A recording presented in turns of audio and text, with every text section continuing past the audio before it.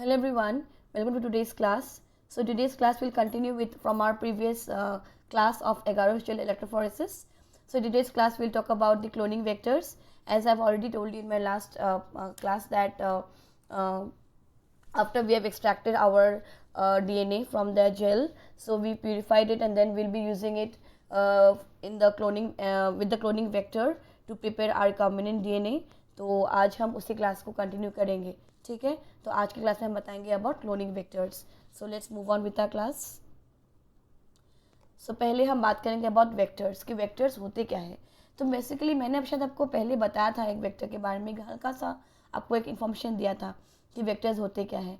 तो vectors normally क्या है, वो एक डीएनए मॉलिक्यूल ही है. ठीक है, लेकिन उसे यूज़ किया जा रहा है एज अ व्हीकल. क्यों व्हीकल, मतलब व्हीकल क्या करते हैं, व्हीकल पैसेंजर्स को कैरी करते हैं, राइट. तो यहाँ पे क्योंकि ये डीएनए मॉलिक्यूल को व्हीकल की तरह यूज़ किया जा रहा है, तो इसे यूज़ किया जा रहा है to carry our foreign genetic material. ठीक है, किसके पास लेके जा रहे हैं हम उसको, जहाँ पे हमको उसे लेके जाना है, जैसे कि रेसिपिएंट सेल. जैसे कि एग्जांपल, जब कोई हम नॉर्मल व्हीकल जो होता है, एक जर्नी का सोर्स होता है, एक डेस्टिनेशन होता है. यहाँ भी सेम है कि हम यहाँ पे क्या क्या कर रहे हैं, डीएनए मॉलिक्यूल को यूज़ कर रहे हैं एज अ व्हीकल. ठीक है, उसी को यूज़ कर रहे हैं टू कैरी आवर कोई भी, जैसे कि हमारा जो डिज़ायर्ड फ्रेगमेंट है, डिज़ायर्ड जेनेटिक मटेरियल है, जो भी है हमारा, ओके, उससे हम लेके जा रहे हैं, कैरी कर रहे हैं किसके पास, द रेसिपिएंट सेल. ठीक है, ताकि वहाँ पे क्यों लेके जा रहे हैं, ताकि वो जो हम कैरी करें, जो फॉरेन मटेरियल है जो बाहर से लेके आ रहे हैं, या फिर जो हमारा डिज़ायर्ड फ्रेगमेंट ऑफ डीएनए है जो हम लेके जा रहे हैं, ताकि वो उस रेसिपिएंट सेल में जाके उससे रेप्लिकेट कर सके.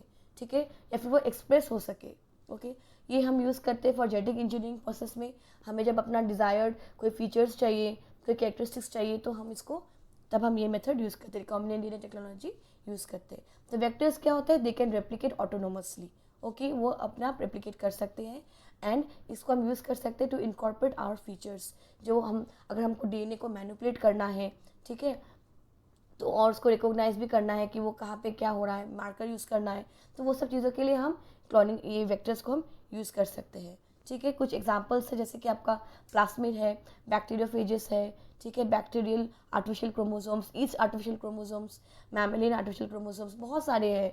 ठीक है, तो आपका प्लास्मिड में आपका PBR 322 आ जाएगा, PUC 18 आ जाएगा, लैम्डा बैक्टीरियोफेज आपका आ जाएगा, बहुत सारे, TI प्लास्मिड आ जाएगा प्लांट्स में, रेट्रोवायरसेस है आपका एनिमल्स में, बहुत कुछ है. तो हम आज हम कुछ वेक्टर्स को आज हम कवर अप करेंगे इस क्लास में.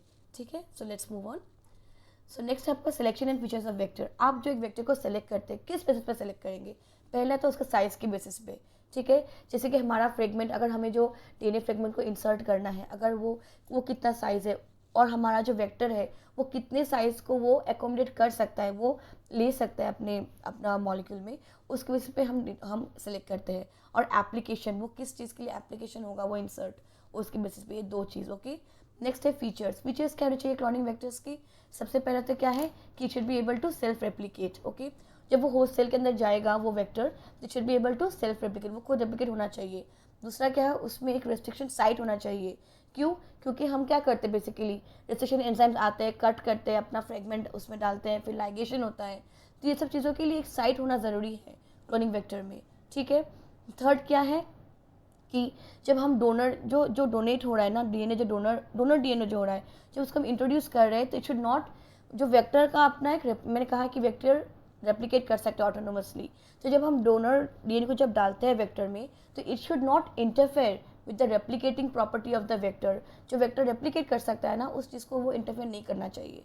ठीक है, नेक्स्ट क्या है कि जो वेक्टर है उसमें कुछ मार्कर जीन होना चाहिए. ठीक है, क्योंकि देखिए अगर हमारा सेल रिकॉम्बिनेशन हो गया है, वो रिकॉम्बाइन हो गया है, हमें पता कैसे चलेगा, तो उसके लिए मार्कर का होना ज़रूरी है, मार्कर जीन. ठीक है, तो यहाँ पे बेसिकली क्या यूज़ होता है, जनरली हमारा एंटीबायोटिक रेजिस्टेंट जीन वो हम यहाँ पे यूज़ करते हैं. ठीक है, लास्ट है आपका, दे शुड बी ईजिली. अच्छा, जब हम होस्ट में डाल लेते हैं ना उसको, फिर वहाँ से उसको आइसोलेट भी करना होता है ना, तो it should be able to like easily उसको आइसोलेट, मतलब होना चाहिए होस्ट सेल से. ठीक है, तो ये कुछ बेसिक फीचर्स है. Then will come to the plasmid. Okay, plasmid क्या होता है, तो let's talk about plasmid. Plasmid में क्या है कि plasmid basically extra chromosomal circular, ये भी मैंने आपको बताया था जब हम बैक्टीरिया के बारे में बात कर रहे थे. तो प्लास्मिड क्या होता है, extra chromosomal circular double stranded DNA होता है. ठीक है, ये बैक्टीरियल सेल्स में होते हैं। मैंने आपको बताया था कि बैक्टीरिया में other than its own DNA, यहाँ पे कुछ अलग से भी कुछ आपका एक्स्ट्रा क्रोमोसोमल डीएनए भी होता है, उसे प्लाज्मिड कहा जाता है। ठीक है, उसका साइज रेंज क्या होता है आपका? साइज रेंज होता है आपका 5 kb टू 400 kb। ठीक है, ये याद रखिएगा, चीज़ टू इंपॉर्टेंट है ये। ओके, इसका साइज क्या होता है आपका? 5 kb टू 400 kb, ये एक्स्ट्रा क्रोमोसोमल डीएनए होते हैं। थर्ड क्या है कि प्लाज्मिड को यूज़ किया जाता है to insert our DNA, our target gene, target या फिर हमारा जो डिज़ायर्ड फ्रेगमेंट है, डीएनए फ्रेगमेंट, उससे हम डालते हैं हम प्लाज्मिड में, और उसको हम ट्रांसफ़र करते हैं with the help of process of transformation. ठीक है, तो उसको बैक्टीरियल सेल्स में उसको हम ट्रांसफ़र कर सकते हैं with the help of transformation process. ठीक है, नेक्स्ट है आपका प्लाज्मिड्स में हम कितना साइज़ का डीएनए फ्रेगमेंट को हम इंसर्ट कर सकते हैं? साइज़ अप टू 10 kb, उससे ज़्यादा नहीं। ठीक है, अच्छा, उसमें मार्कर जीन भी होता है। यहाँ पे बेसिकली मैंने आपको बताया था क्या यूज़ होता है, यहाँ पे एंटीबायोटिक रेसिस्टेंट जीन यहाँ पे यूज़ हो रहा है। ठीक है, तो जैसे कि एग्जांपल यहाँ पे क्या बताया कि अगर हमको देखना है कि वो प्लाज्मिड ग्रो हो रहा है कि नहीं, अगर हमें देखना है कि वो रिकॉम्बिनेंट उसमें रिकॉम्बिनेशन हुआ है कि नहीं, उसको हम देख सकते हैं, सिलेक्शन कर सकते हैं। ठीक है, bye growing them in the presence of those antibiotics. Okay, एक मीडिया लेते हैं, उसमें हम वही एंटीबायोटिक डालते हैं और फिर हम उस सेल को ग्रो करते हैं, देखने के लिए कि हमारा सेल, हमारा जो रिकॉम्बिनेंट डीएनए रिकॉम्बाइन हुआ है कि नहीं हुआ है, सिलेक्शन करने के लिए, स्क्रीनिंग करने के लिए हम यूज़ करते हैं यहाँ पे। ठीक है, इसलिए हम यहाँ पे एंटीबायोटिक रेजिस्टेंट जीन यूज़ करते हैं। ओके, बाद में क्या करते हैं, हम उसको उसी एंटीबायोटिक में ग्रो करने की कोशिश करते हैं, देखते हैं अगर ग्रो हो जाएगा तो, और अगर नहीं ग्रो होगा तो पता चल जाएगा कि वो रिकॉम्बिनेशन इसमें हुआ है कि नहीं हुआ है। ये मैं आपको एग्जाम्पल बाद में बताऊँगी, इसी क्लास में बताऊँगी मैं। तो एग्जाम्पल क्या है प्लाज्मिड्स का? PBr322 और PUC18। ठीक है, नेक्स्ट आते हैं features of cloning vectors, very very important. ये आप यहाँ ध्यान से सुनिएगा। सबसे पहले फीचर्स क्या होता है, यहाँ पे ये होना चाहिए ओडी। ओडी मतलब ओरिजिन ऑफ रेप्लिकेशन। ठीक है, ये साइट है जहाँ से रेप्लिकेशन आपका स्टार्ट होगा। ठीक है, सेकेंड है आपका सिलेक्टेबल मार्कर। मार्कर क्यों चाहिए हमें? मैंने आपको ऑलरेडी बताया मेरे प्रीवियस स्लाइड में, मार्कर का क्या यूज़ है, ताकि हमें पता चले कि हमारा रिकॉम्बिनेशन हुआ है कि नहीं हुआ है। ओके, और ट्रांसफॉर्मेशन के लिए भी ये काम आता है। ओके, तो ये देखिए हमने यहाँ पे क्या यूज़ किया, हमें ये AMPR मतलब एम्पिसिलिन रेसिस्टेंट, और ये TETR मतलब टेट्रासाइक्लिन रेसिस्टेंट। ठीक है, तो यहाँ पे ये है जीन, आप ये यहाँ पर एम्पिसिलिन रेसिस्टेंट जीन है, और ये आपका टेट्रासाइक्लिन रेसिस्टेंट जीन है, ये दो तरफ में। ठीक है, और यहाँ पे देख सकते हैं यहाँ पे क्या हो रहा है, इसी रीजन में, एम्प रीजन में देखिए EcoR1, PVU1, PST1, और टेट में देखिए यहाँ पे BAMH1।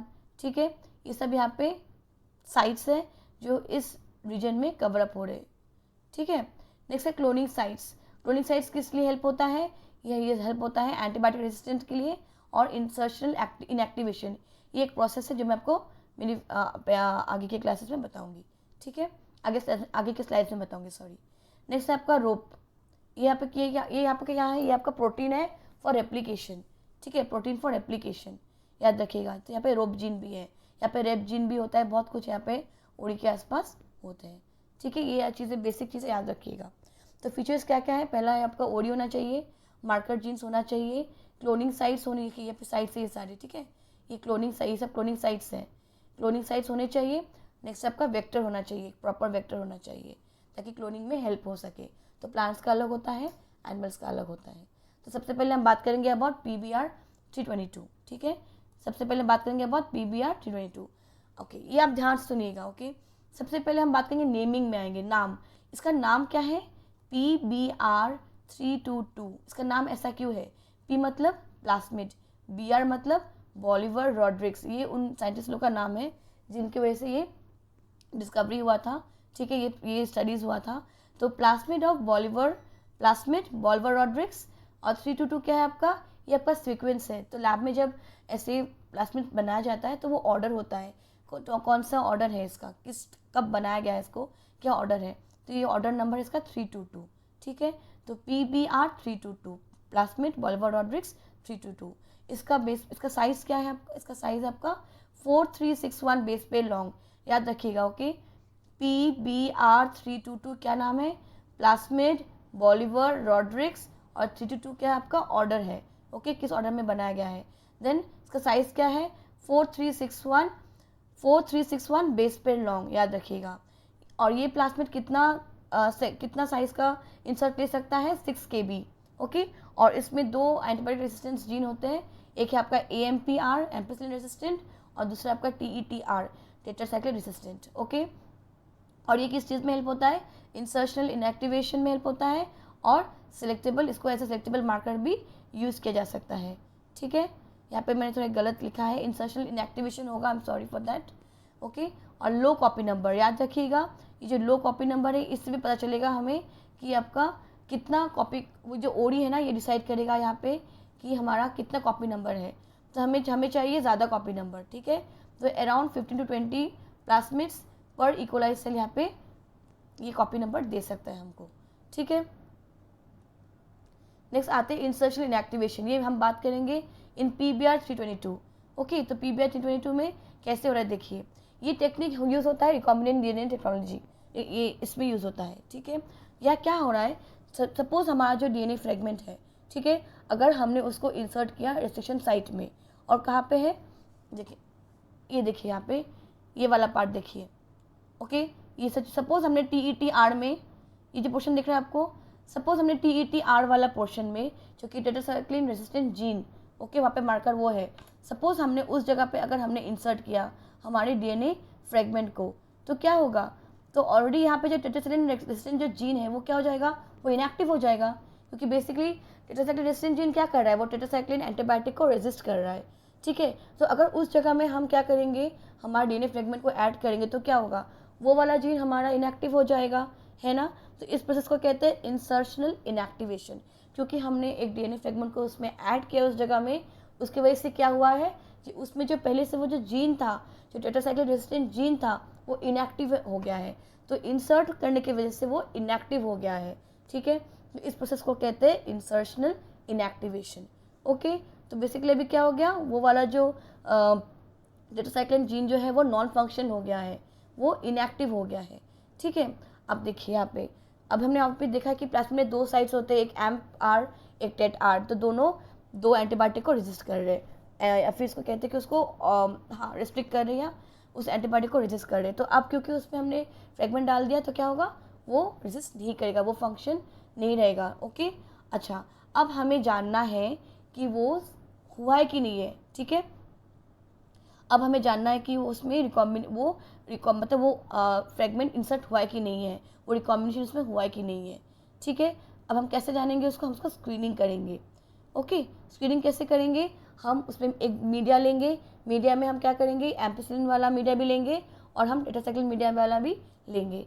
तो रिकॉम्बिनेंट, क्योंकि हमने क्या देखा है कि एम्पिसिलिन वाला पार्ट जो है उसमें हमने कोई फ्रेगमेंट नहीं डाला है, तो एम्पिसिलिन जीन उसमें है जो कि एम्पिसिलिन एंटीबायोटिक को वो क्या करेगा, रिस्ट्रिक्ट करेगा। ठीक है, उसको मतलब उसके प्रेजेंस में वो क्या करेगा, वो ग्रो कर सकेगा, क्योंकि वो रिस्ट्रिक्ट कर रहा है। एंटीबायोटिक क्या करता है, ग्रो करने नहीं देगा, लेकिन वो जीन ऑलरेडी है, रेजिस्टेंट जीन है, तो वो ग्रो करेगा उसमें। ठीक है, लेकिन टेट्रासाइक्लिन में क्या हुआ था, टेट्रासाइक्लिन में हमने क्या देखा था कि वो जीन के जगह वो जीन नॉन फंक्शनल हो गया है, क्योंकि हमने उसमें अपना DNA फ्रेगमेंट डाला है, तो वो क्या हो गया है, वो नॉन फंक्शन हो गया है। तो पहले क्या था कि वो एंटीबायोटिक को रेजिस्ट करेगा, एंटीबायोटिक उसको ग्रो करने नहीं देगा, तो लेकिन वो वाला पार्ट अभी क्या है, वो इनएक्टिव हो गया है।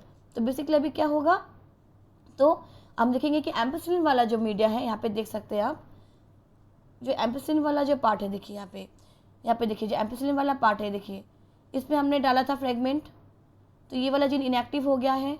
ठीक है, अभी इसमें हम आते हैं, ये वाला क्या है, न्यूट्रिएंट मीडिया है जहाँ पे एम्पिसिलिन ऐड किया है, और ये न्यूट्रिएंट मीडिया है जिसमें हमने टेट्रासाइक्लिन ऐड किया है। यहाँ पे देखिए जो नॉन रिकॉम्बिनेंट है, मतलब जिसमें हमने रिकॉम्बिनेशन नहीं किया, जिसमें DNA फ्रेगमेंट ऐड नहीं किया, वो इसमें ग्रो हो रहा है, और जो रिकॉम्बिनेंट है वो भी एम्पिसिलिन में ग्रो हो रहा है, क्योंकि क्या है, क्योंकि एम्पिसिलिन जीन तो उसमें है ही, है ना, उसमें कोई उसमें कोई दिक्कत नहीं है उसको। लेकिन क्योंकि टेट्रासाइक्लिन वाला पार्ट में क्योंकि हमने अपना DNA इंसर्ट किया था, और क्योंकि हमने वो जीन नॉन फंक्शन हो गया है, जो antibiotic resistant gene non function हो गया है, अब क्या होगा, क्योंकि टेट्रासाइक्लिन क्या कर रहा था, उसको ऑब्स्ट्रक्ट कर रहा था, है ना, अभी वो फंक्शन गायब हो गया है, तो अभी क्या होगा, तो देखिए यही वाला पोर्शन, देखिए यही वाला रीजन, इसमें देखिए ग्रो नहीं हो रहा है।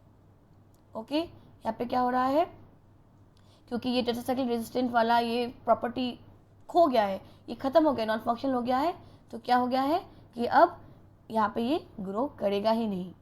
ठीक है, तो मतलब क्या हुआ कि बैक्टीरियल कॉलोनीज इसमें ग्रो नहीं कर रहे। तो हमें पता चल गया है कि रिकॉम्बिनेशन हुआ है कि नहीं हुआ है by plating in this tetracycline. आपको समझ में आया होगा? ठीक है, तो ये है हमारा अबाउट PBr322 इंसर्शन इनएक्टिवेशन। यहाँ पे देखिए, यहाँ पे ग्रो हो रहा है, रिकॉम्बिनेंट ग्रो हो रहा है क्योंकि जीन इसमें प्रेजेंट है। ओके, जो जीन को एंटीबायोटिक को रेजिस्ट करने वाला जो जीन था वो प्रेजेंट है। तो एंटीबायोटिक यूजली क्या करता है, वो एंटीबायोटिक क्या कर रहा है, उसको ग्रो नहीं करने देता है, लेकिन उसको रेजिस्ट करने वाला जीन है तो ग्रो कर रहा है। लेकिन इसमें क्या हो रहा है, रेजिस्ट करने वाला जीन नहीं है। ठीक है, तो वो क्योंकि एंटीबायोटिक क्या करता है, ग्रो करने नहीं देता है, और जीन क्या होता है, उसको अलाउ करता है ग्रो करने के लिए। अब जीन है नहीं तो क्या होगा, ये ग्रो करने नहीं देगा। ठीक है, वो चीज़ इनएक्टिव हो गया। आई होप समझ में आया होगा। नेक्स्ट जाते हैं हमारा लैग-जेड जीन में। ये वेरी इंपॉर्टेंट है, ये CSIR एग्जाम में भी आता है। ये आपका क्लास 12 में नहीं है, लेकिन ये CSIR वाला पार्ट में है ये चीज़। ओके, लैग-जेड जीन का, तो इसे हम ब्लू वाइट स्क्रीनिंग भी बोलते हैं, और ये हमारा MSc वालों के लिए भी काम आ जाएगा ये वाला पार्ट। ठीक है, तो यहाँ पे क्या होता है, इंसर्शन इनएक्टिवेशन क्या है, लैग-जेड जीन क्या है कि एक हमने देखा था कि 2 प्लास्मिड है, एक है PBr322 और एक है आपका PUC18। तो ये PUC19, हाँ 18 भी 19 भी दोनों है। तो PUC19 में यहाँ पे ये होता है ब्लू वाइट स्क्रीनिंग। ये प्लास्मिड में क्या होता है कि इस प्लास्मिड में एक जीन होता है लैग-जेड। ओके, लैग-जेड जीन होता है। तो लैग-जेड जीन बेसिकली क्या करता है, it helps in the production of the beta galactosidase enzyme. Okay, ये जीन क्या करता है, वो एनकोड करता है the production of beta galactosidase enzyme को। ठीक है, तो जब हम क्या करते हैं, जब इसमें हम कोई इंसर्ट डालते हैं, जब कोई हम फ्रेगमेंट डालते हैं इस वाले पोर्शन में, तो ऑब्वियसली क्या हो जाएगा, वो जो जीन है वो इनएक्टिव हो जाएगा, है ना। तो अच्छा, बेसिकली क्या होता है, वो जो लैग-जेड वाला जो पार्ट है ना, उसमें क्या होता है, क्योंकि वो लैग-जेड जो जीन है जो है वहाँ पे जो जीन है उसमें जो बीटा गैलेक्टोसिडेज एंजाइम है, वो क्या करते हैं, in presence of A substrate, okay, एक क्रोमोजेनिक सब्सटेंस के प्रेजेंस में, जैसे कि यहाँ पे एक्सगैल बोला है। ओके, एक्सगैल या फिर इसको BCIG भी बोलते हैं। वेरी वेरी इंपॉर्टेंट है ये चीज़, आप नाम को याद रखिएगा, BCIG 5 ब्रोमो, देखिए यहाँ पे 5 bromo 4 chloro indole beta D galactopyranoside. ठीक है, ये है BCIG का फुल फॉर्म।